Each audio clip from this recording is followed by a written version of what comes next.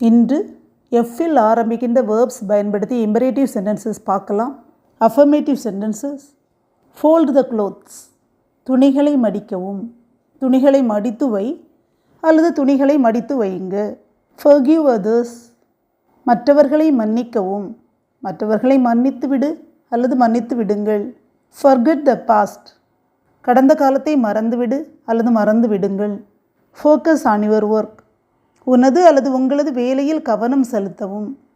Feel free to ask, தயங்காமல் கேள் அல்லது தயங்காமல் கேளுங்க, தயங்காமல் கேட்கவும்.